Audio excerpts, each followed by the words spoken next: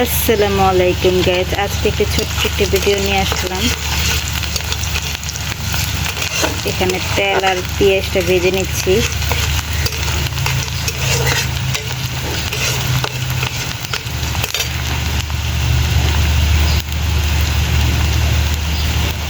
ভাজা হয়ে নেক, তারপর মশলা দিয়ে দিব। এখানে আদা বাটা, জিরা, দারচিনি, এলাচ আর হচ্ছে শুকনো মরিচ বাটা। মশলাটা এটা ভালোভাবে ভেজে নেব।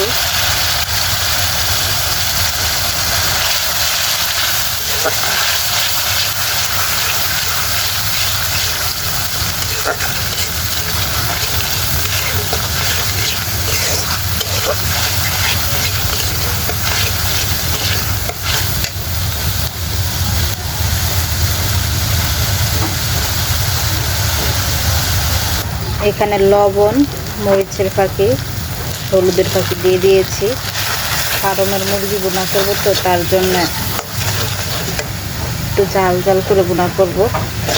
আর তেল আমি কম দিয়েছি, কারণ ফার্মের মুরগিটা অনেক তেল হয়েছে। ওই মুরগির তো এখানে অনেক তেল হবে। পানি দিয়ে দিচ্ছি, একটু মশলাটা কষাবো।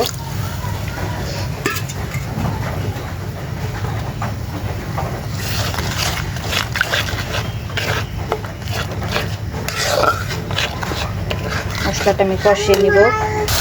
এই যে আমার মশলা কষানো হয়ে গিয়েছে, এখন আমি মুরগির মাংস দিয়ে দিব।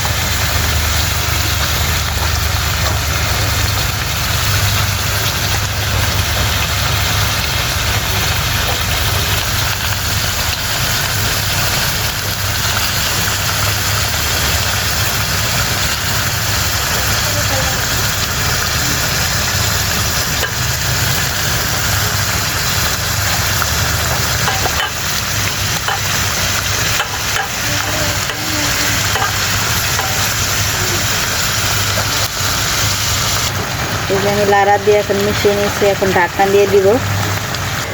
ঢাকনা দিয়ে দিয়েছি, ভালোভাবে গোশটাকে কষাবো। গোশটা আমি ভালোভাবে কষিয়ে নিচ্ছি।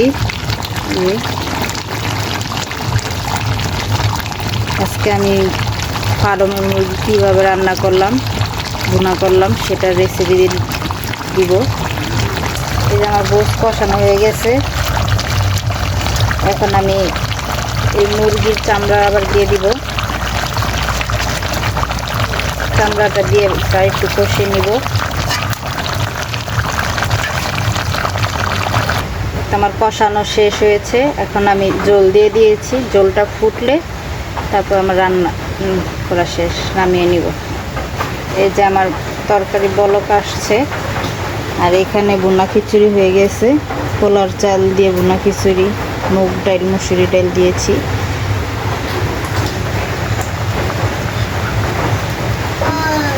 আমার বোনা খিচুড়ির রেসিপি আপনারা চাইলে আমি দিতে পারবো।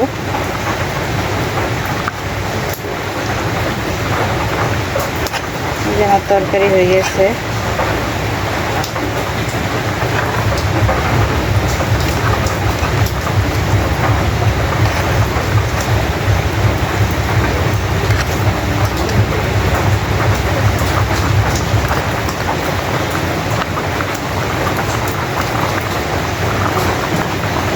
আজকের ভিডিও এই পর্যন্তই।